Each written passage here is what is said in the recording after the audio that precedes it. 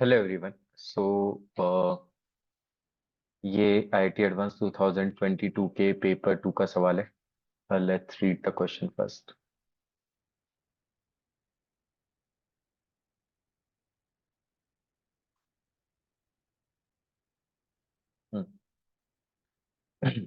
तो क्वेश्चन में बोला गया है the greatest integer less than और इक्वल्स टू 1 से 2 log of 2x³ plus 1 dx, 1 से log of 9 to the base 2 2 to the power x - 1 to the power 1/3 dx। इसके ग्रेटेस्ट इंटीजर की वैल्यू निकालनी है। ओके। सो सबसे पहले तो ये काफी रिलेटेबल फंक्शंस दिखाई दे रहे हैं, तो इस इन दोनों को एक दूसरे में कन्वर्ट किया जा सकता है, क्योंकि यहाँ पे मेरे को log ऑफ base 2 दिखाई दे रहा है, x³ दिखाई दे रहा है, यहाँ पे 2 power x - 1 to the power 1/3 दिखाई दे रहा है। तो व्हाट वी कैन से कि मैं 2 power x - 1 raise to the power 1/3 को कुछ टाइम के लिए t अज्यूम कर लेता हूँ।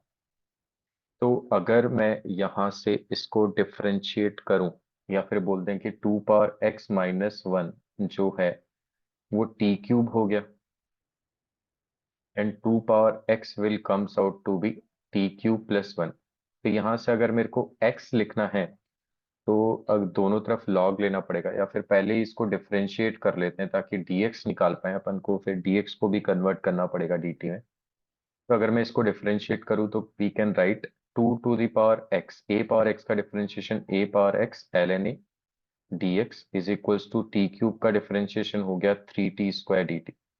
और यहां से अपन अगर log लें बेस 2 पर तो x इज इक्वल्स टू क्या आ जाएगा, log of t³ + 1 to the base 2। Base 2 पर ले रहे हैं, तो आई थिंक काफी हद तक क्लैरिटी आ गई होगी कि कुछ इसी तरीके का एक्सप्रेशन यहाँ पर लिखा हुआ है, इसीलिए मैंने बोला कि ये काफी रिलेटेबल फंक्शंस दिखाई दे रहे हैं। Okay, now we can start. तो 3t² dt, तो यहाँ से व्हाट वी कैन से कि 2 power x को मैंने रिप्लेस कर दिया आगे, क्योंकि मेरे को तो सिर्फ dx चाहिए। तो 2 power x की जगह मैं लिख सकता हूँ t³ + 1 ln 2 dx is nothing but 3t² dt।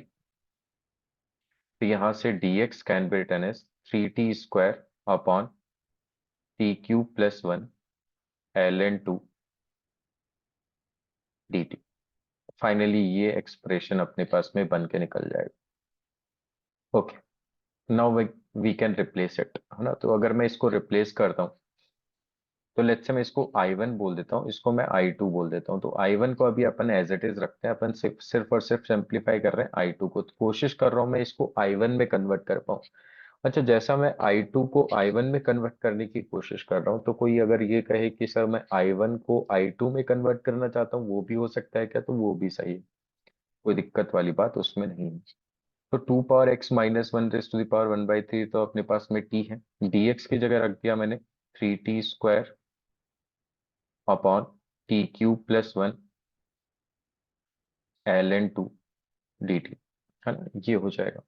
Limits को चेंज करना है, तो अगर मान लीजिए मैं x की वैल्यू यहाँ पर 1 रखता हूँ, तो अगर मैं इसकी लिमिट्स को फाइंड आउट करना चाहता हूँ तो व्हाट वी कैन से,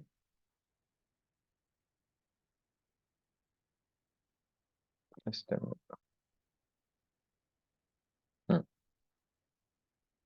तो अगर मान लीजिए मैं at x is equals to 1 निकालना चाहता हूँ, तो ये हो जाएगा 2 - 1 की power 1/3 is equals to t। तो यहाँ से t की वैल्यू 1 आ जाएगी। और अगर मैं x की जगह log of 9 to the base 2 रखता हूँ, तो this will comes out to be 2 to the power log of 9 to the base 2 -1 की power 1/3 is equals to t। तो ये हो जाएगा 9 - 1 की पावर 1/3। तो यहाँ से t आ जाएगा 2 ना। 8 raise to the power 1/3 is nothing but 2। तो अब रिप्लेस कर सकते हैं, और लिमिट्स भी क्लियरली दिखाई दे रहा होगा कि अपन को उसी फॉर्मेट में मिल गई है जिस फॉर्मेट में अपन को I1 की लिमिट्स दी हुई थी। अब अगर लोअर लिमिट के करस्पॉन्डिंग t की वैल्यू 1 आ रही है और ये 2 आ रही है, अब x से भी रिप्लेस कर सकते हैं। तो I2 can be written as 1 से 2, this can be written as x 3x² product में है अपॉन x³ + 1 ln 2 dx, है ना, ये हो जाएगा। तो फाइनली अब अगर अपन पूरे इंटीग्रेशन को देखें तो फर्स्ट वाला इंटीग्रेशन था 1 से 2, है ना, दोनों की लिमिट 1 से 2 है तो दोनों को क्लब करके लिख सकते हैं। तो फर्स्ट वाला तो था log of x³ + 1 to the base 2 plus second आ गया x multiply by 3x² upon x³ + 1 ln 2, है ना, और ये पूरा बंद dx। तो अपन क्लियरली देख सकते हैं कि अगर ये fx लिखा हुआ है तो ये f' लिखा हुआ है, and we know very well कि x f' plus fx is nothing but equals to, इसका इंटीग्रेशन होता है वो x होता है। ये अपन को इंटीग्रेशन में बहुत ही दो प्रॉपर्टीज काफी इंपॉर्टेंट होती है, एक तो ये वाली और एक होती है e⁻x fx प्लस f', है ना। ये दोनों ही इंटीग्रेशंस काफी इंपॉर्टेंट है, इसके डायरेक्ट रिजल्ट अपन को याद होते हैं। यहाँ से अपन बोल सकते हैं कि this is nothing but equals to, ये क्लियरली वही लिखा हुआ है। तो x मल्टीप्लाई बाय fx, तो fx तो है log of x³ + 1 to the base 2, और लिमिट है इस पे 1 से 2। तो अगर मैं 1 पुट करता हूं तो this will comes out to be 2 multiply by log of 8 + 1 9 to the base 2 minus, अब अगर मैं 1 पुट करता हूँ तो दिस इज 1, और ये हो जाएगा log of 2 to the base 2, है ना। तो सिंपली ये वैल्यू आ जाएगी। तो फाइनली इसकी वैल्यू अपने पास में आ गई है log ऑफ 9 का square, that means 81 to the base 2, है ना, और ये हो जाएगा -1, है ना। log, तो इसको अपन फाइनली अगेन ऐसा लिख सकते हैं log of 2 to the base 2, तो this is nothing but log of 81/2 to the base 2, है ना। और इसकी मेरे को ग्रेटेस्ट इंटीजर वैल्यू चाहिए, तो आंसर जो हो जाएगा अपने पास में वो इसका ग्रेटेस्ट इंटीजर हो जाएगा। अब वो कैसे पता करेंगे, वो अपन पता कर सकते हैं इस तरीके से। भाई व्हाट वी नो कि log of 81 to the base 2 इसकी वैल्यू होगी 40.5, तो ये 32 से बड़ा होगा, that means 2 to the power 5 to the base 2 से बड़ा होगा, और 64 से छोटा होगा, है ना, 40.5। तो बेस 2 पर इंक्रीजिंग फंक्शन है ना log, तो 2 टू द पावर 6, मतलब इसकी वैल्यू जो होगी वो 5 से 6 के बीच में होगी। तो इसका ग्रेटेस्ट इंटीजर वैल्यू कितना हो गया, इसका ग्रेटेस्ट इंटीजर वैल्यू जो हो जाएगा, कोई भी वैल्यू अगर 5 से 6 के बीच में है, तो उसके ग्रेटेस्ट इंटीजर की वैल्यू हो जाएगी 5। तो हेंस इस सवाल का आंसर हो जाएगा 5। Okay, let's move on to the next question.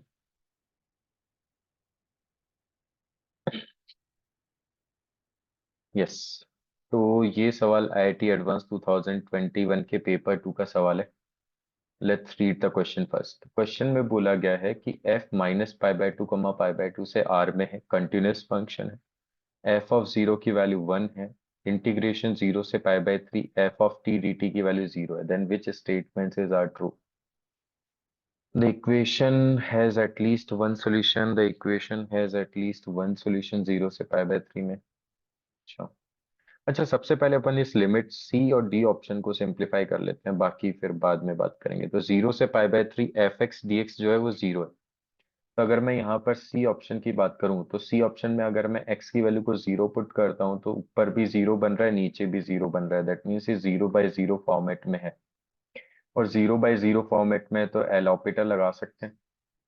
L ऑपिटल लगाएंगे तो व्हाट वी कैन से, अच्छा, एल ऑपिटल से पहले अपन ऐसा कर लेते हैं, इसको थोड़ा सा फर्दर सिंप्लीफाई कर लेते हैं। तो लिमिट x टेंडिंग टू 0, 0 से x, थोड़ी सी स्टैंडर्ड लिमिट्स अप्लाई हो रही हैं तो उसको मैं अप्लाई कर देता हूँ, है ना। x है यहाँ पे 1 - e x², मैं यहाँ पर x² से डिवाइड भी कर देता हूँ और x² से मल्टीप्लाई भी कर देता हूँ।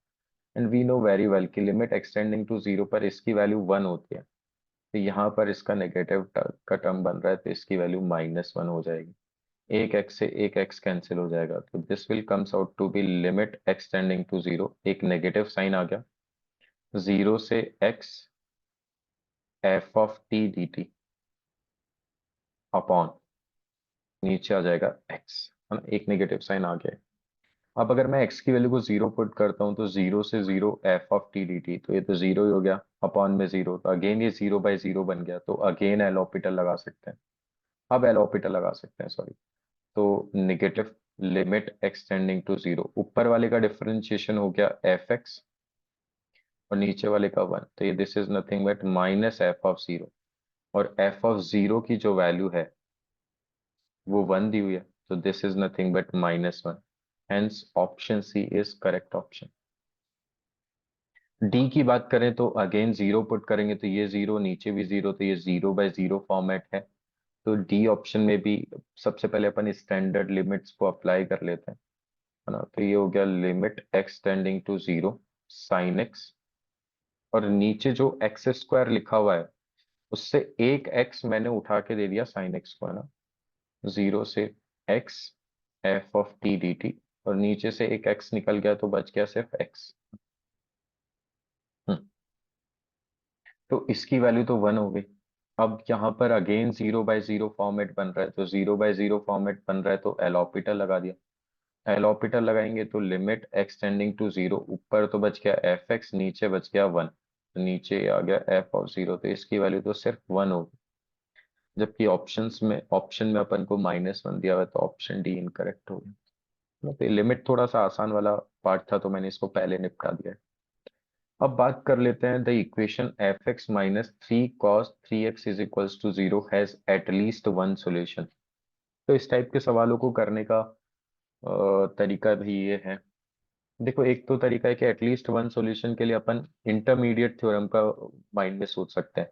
भाई इंटरमीडिएट थ्योरम अगर अपन लगाएं तो यहाँ से एफ ऑफ 0 की वैल्यू तो अपन निकाल पाएंगे, है ना। एफ ऑफ 0 की वैल्यू दी हुई है तो अपन 0 के करस्पॉन्डिंग इसकी वैल्यू निकाल लेंगे। लेकिन पाई/3 के करस्पॉन्डिंग एफ ऑफ पाई/3 की जरूरत पड़ेगी, जो कि अपने पास में नहीं है ना। तो उसके रिस्पेक्ट में एनालाइज करना थोड़ा सा मुश्किल हो जाएगा। अब अगर मुश्किल है तो व्हाट वी कैन से कि अपन को कुछ और तरीका सोचना पड़ेगा। तो एक थॉट अपने माइंड में आता है कि इसका इंटीग्रेटिंग फंक्शन अपन यूज कर सकते हैं, है ना। और फिर अपन रोलेस थ्योरम वगैरह अप्लाई करने की कोशिश करें। तो देखते हैं ए ऑप्शन। तो f x minus three cos three x is equals to 0, ये चेक करना है अपन को एट एक्स इन 0 से पाई/3। तो इसका इंटीग्रेटिंग फंक्शन, लेट्स से मैंने एक एच एक्स फंक्शन ले लिया, वो हो जाएगा इसका इंटीग्रेशन, तो क्या हो गया 0 से x F of T D T, है ना, ये ले लिया अपन ने। माइनस कॉस थ्री एक्स का इंटीग्रेशन हो गया साइन 3x, है ना। इसको मैंने एक फंक्शन ले लिया, तो मैंने क्या किया, अब एच ऑफ 0 निकाला। तो एच ऑफ 0, 0 से 0, अगर किसी भी इंटीग्रेटिंग फंक्शन की लिमिट 0 से 0 है तो 0 ही हो गया। माइनस साइन 0, वो भी 0 हो गया, तो ये तो 0 आ गया। एच ऑफ पाई/3, तो एच ऑफ पाई/3 देखा तो वो 0 से पाई/3 integration F of T D T minus sine pi. तो इसकी भी वैल्यू 0 है, क्योंकि 0 से पाई/3 F of T D T is 0 and sine pi की वैल्यू ऑल्सो 0। तो यहाँ से अपन क्या बोल सकते हैं कि H of 0 is equals to H of पाई/3। तो व्हाट वी कैन से कि बाय, अच्छा कंटिन्यूस फंक्शन तो है ही, क्योंकि एफ एक्स कंटिन्यूस है, sorry integrating this function is also continuous, sine 3x is also continuous. तो by Rolle's theorem what we can say, by Rolle's theorem at least one C is present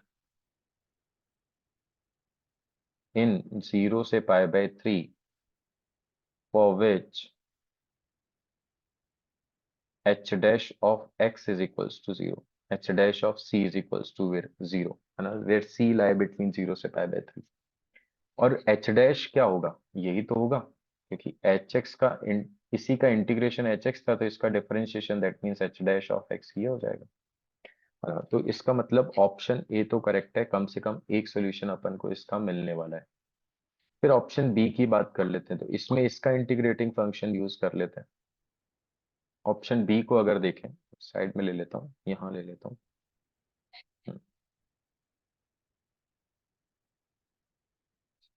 option B में अपन ने H x ले लिया, हाँ, integration F x का integration तो हो गया 0 से x F of T D T, ये ले लिया।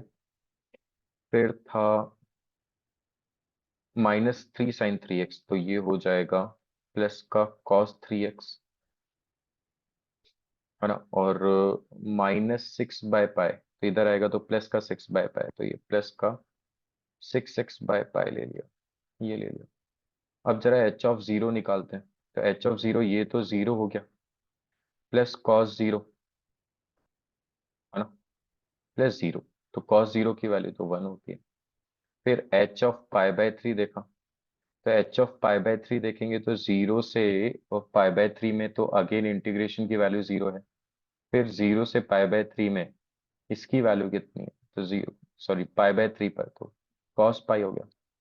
और π/3 अगर यहाँ पुट करेंगे तो this will comes out to be 2, है ना, तो दिस विल अगेन 1। यहाँ से अगेन अपन बोल सकते हैं कि H of zero is equals to H of π/3, hence at least one c is present for which h dash of c is equals to 0। Again किससे बोल रहे हैं अपन, रोलेस थ्योरम से बोल रहे हैं। इसका मतलब इसका भी एक सॉल्यूशन 0 से π/3 में जरूर होगा।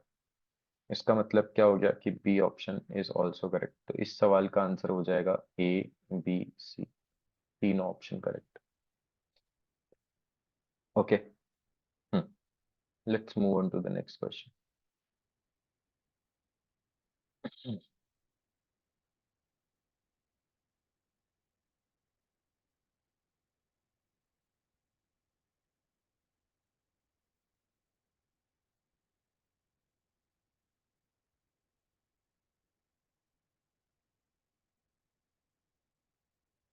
यस, तो ये सवाल आईआईटी एडवांस 2021 के पेपर 2 का सवाल है।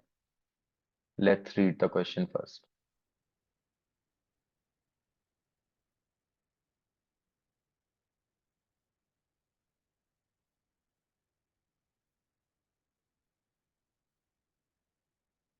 तो क्वेश्चन में बोला है कि जी आई π/8 से 3π/8 से आर, π/8 3π/8 से आर के बीच में लाई कर रहा है।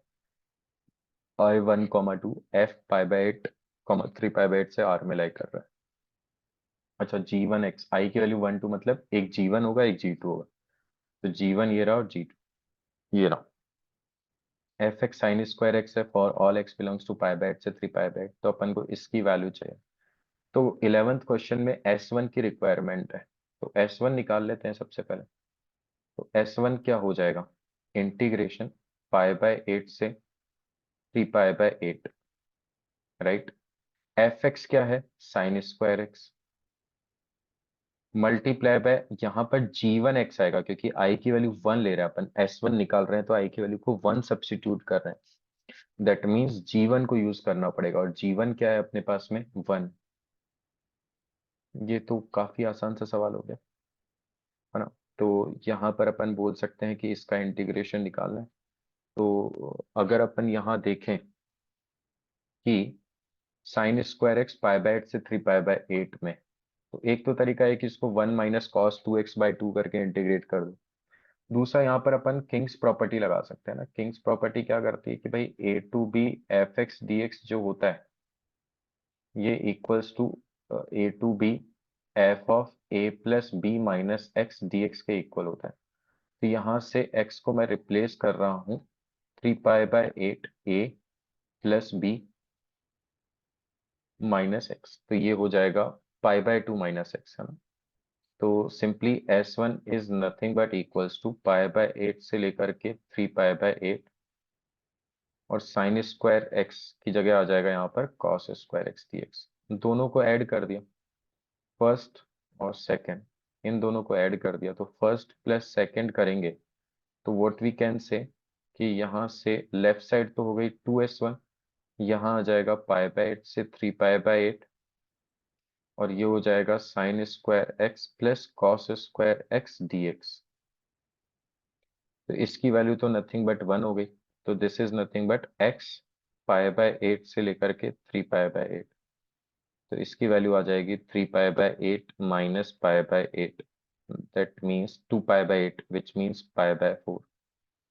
तो ये तो 2s1 की वैल्यू, अपन को तो s1 चाहिए, यहाँ से मिल गया अपन को 2s1 is equals to π/4। That means यहाँ से s1 की वैल्यू आ जाएगी π/8।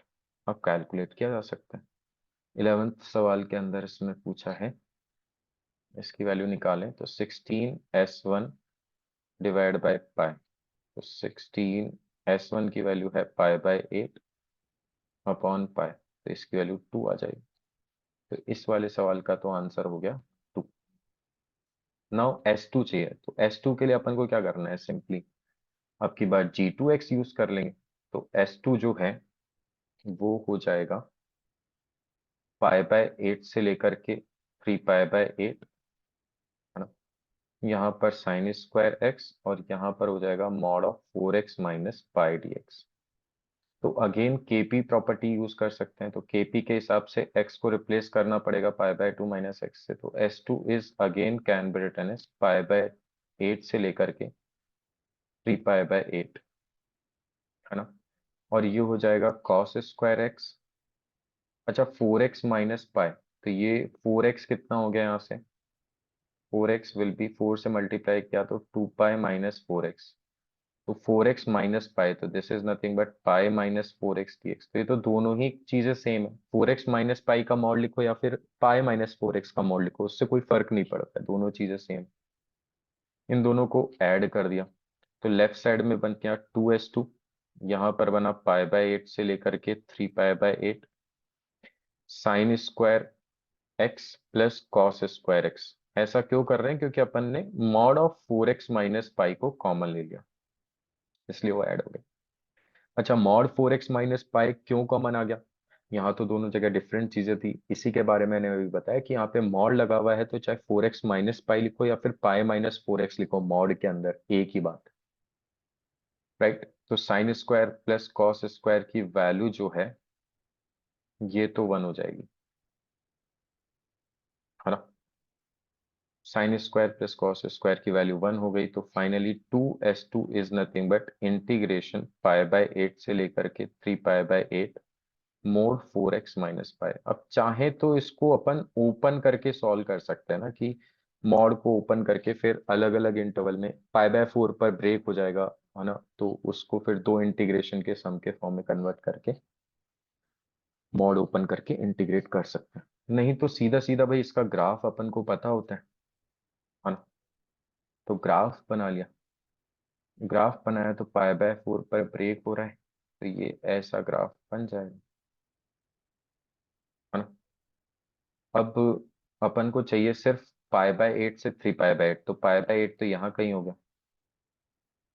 और 3π/8 यहाँ कहीं हो गया। अच्छा दोनों के करस्पॉन्डिंग वैल्यू सेम आएगी क्योंकि डिस्टेंस सेम, तो इसके करस्पॉन्डिंग दोनों के करस्पॉन्डिंग π/4 π/8 पुट किया तो this is nothing but π/2 minus, तो ये π/2 आ जाएगी वैल्यू। तो ये दोनों की वैल्यू जो होगी, इन दोनों का एरिया जो होगा वो इसको रिप्रेजेंट करेगा, तो एरिया निकाल सकते हैं, दोनों का एरिया सेम ही, तो 2 से मल्टीप्लाई कर दिया एक के एरिया को हाफ। ये वाली डिस्टेंस हो गई सिंपली π/8, बेस π/8, हाइट π/2, तो this will comes out to be 2 से 2 कैंसिल हो गया π/16, और ये किसके इक्वल है 2s2, तो यहाँ से s2 का अपन लिख सकते हैं π/32। ये अपने पास में s2 आ गया, ठीक है। तो अब वैल्यूज को रिप्लेस कर देते हैं, तो अब अपन को चाहिए था 48s2 अपॉन पाई स्क्वायर, तो 48s2 कितना आ गया अपने पास में,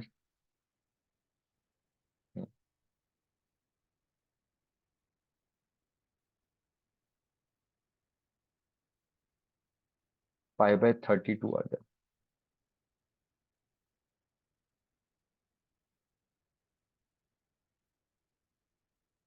एक मिनट, पर कुछ गड़बड़ किए गए, हाँ ये π²/16 होगा ना, पाई पाई दो जगह है ना, π²/32 आ जाएगा। तो ये हो जाएगा π²/32 अपॉन पाई स्क्वायर, तो पाई स्क्वायर से pi square cancel, 16 3 times 2 times, तो this will comes out to be 3/2, hence इस सवाल का आंसर हो गया 1.5। तो 12th वाले पार्ट का आंसर 1.5। ओके।